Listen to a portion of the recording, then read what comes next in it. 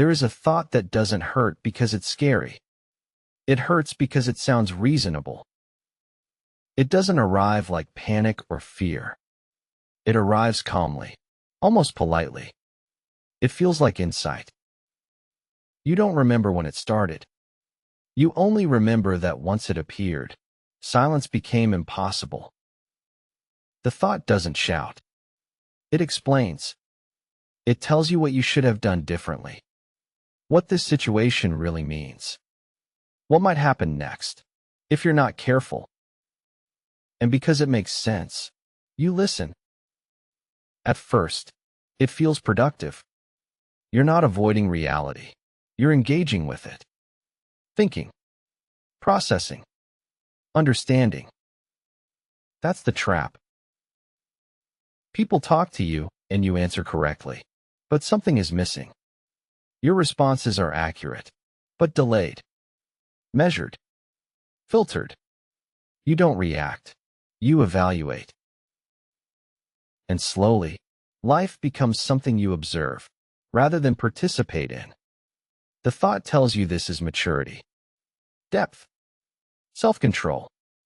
But depth without movement is just a hole. You begin to notice a pattern. The thought appears most often when nothing is happening. In quiet rooms. Late at night. In the spaces between tasks. It doesn't like fullness. It prefers gaps. It thrives when there is no immediate demand on your senses. No urgency in the body. No present moment friction. Which is why distraction sometimes helps, but never solves it. The moment the distraction ends, the thought resumes exactly where it left off, as if it had been waiting politely. You try to defeat it with better arguments, sharper logic, more understanding. That only makes it stronger.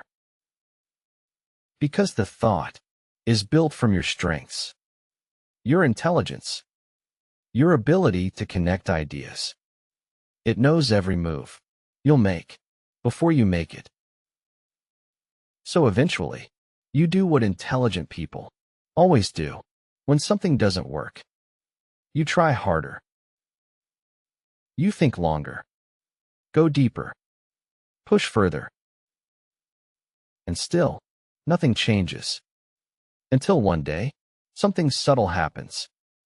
You don't solve the thought. You don't silence it. You don't replace it. You simply notice that it has nothing new to say. The words are familiar. The conclusions predictable.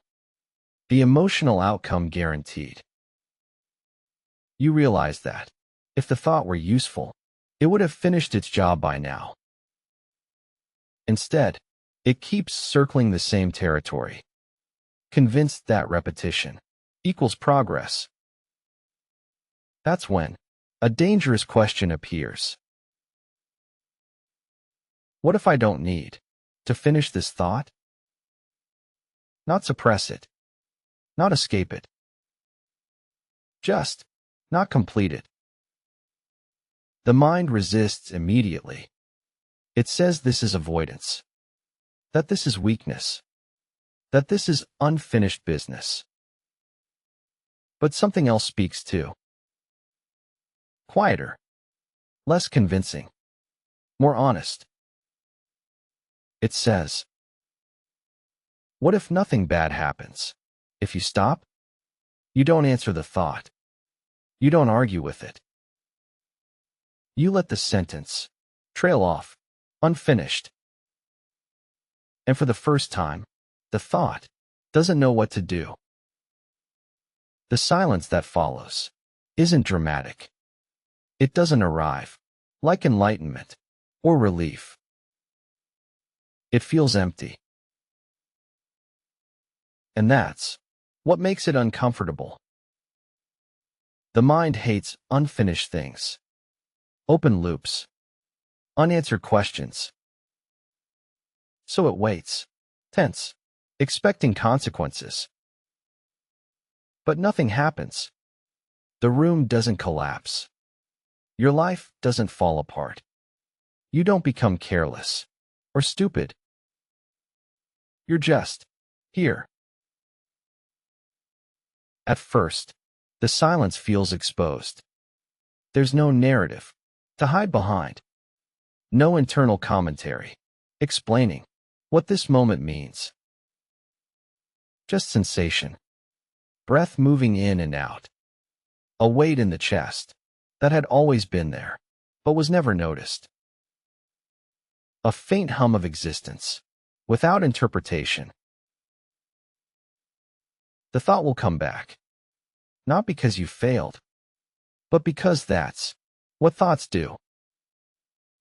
The difference now is subtle, but permanent.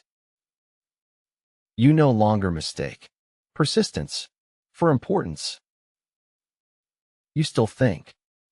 You still analyze when it's useful. But thinking is no longer where you live. It becomes a tool, not a habitat. And in the space where the thought once dominated, something quieter grows. Not answers, not certainty. Clarity, without explanation. Peace was never hidden behind the correct conclusion. It was always available in the unfinished sentence. The thought that wouldn't stop didn't need to be solved. It needed to be outgrown.